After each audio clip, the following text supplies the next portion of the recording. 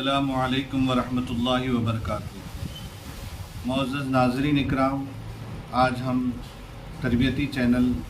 کے ذریعے سے حقوق زوجین کے متعلق کچھ سنانے کی سعادتیں حاصل کریں گے۔ اللہ تبارک و تعالی نے سب سے پہلے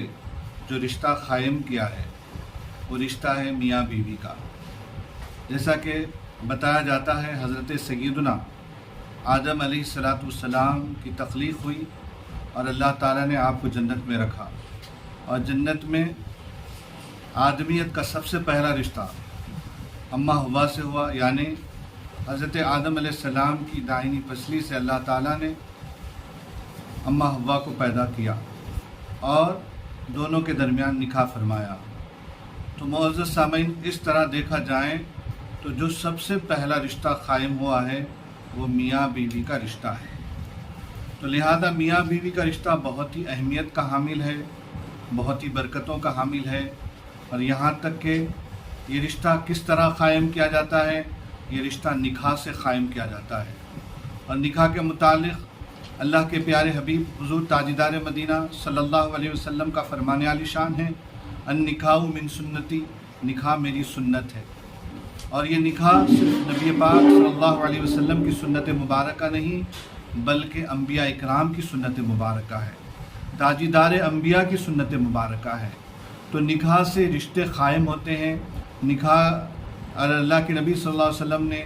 فرمایا نکاح کو آسان کرو۔ تو معزز حاضرین اکرام، تو نکاح بہت ہی اہمیت اور فضیلت والا رشتہ ہے، جس کے ذریعے سے خاندان جڑتے ہیں، اس کے ذریعے سے رشتہ داریاں ملتی ہے۔ بیوی کے رشتہ دار میاں کے رشتہ دار ہو جاتے ہیں، میاں کے رشتہ دار بیوی کے رشتہ دار ہوتے ہیں، اور ایک دوسرے کی تکلیف کو اپنی تکلیف سمجھتے ہیں۔ تو معزز سامعین، تو ان رشتوں کو نبھانا سب سے بڑا اہم معاملہ ہے، اور اس وجہ سے اللہ کے پیارے حبیب صلی اللہ علیہ وسلم نے جو نکاح میں جو خطبہ پڑھا، وہ خطبے میں بس سب سے پہلے اسی طرف توجہ دلائی جا رہی ہے کہ اللہ سے خوف کرو، اللہ سے ڈرو۔ اب جتنی آیتیں آپ نکاح کی آیتیں آپ دیکھیے، اس کے اندر اللہ تبارک و تعالیٰ کی وہ آیتوں کو حضور کریم صلی اللہ علیہ وسلم نے منتخب فرمایا، جن میں سب سے پہلے یہ حکم دیا جا رہا ہے کہ اللہ سے ڈرو، کیونکہ جو بندہ اللہ سے ڈرتا ہے وہ بندہ بندوں کے حقوق پورا کرتا ہے۔ جس بندے کے دل میں اللہ کا خوف ہوتا ہے وہ بندہ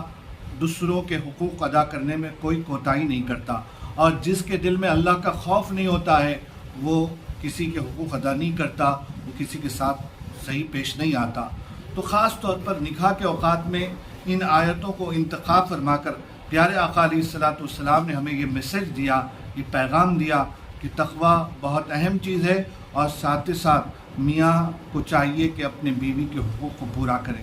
بیوی کو چاہیے کہ اپنے میاں کے حقوق کو پورا کریں۔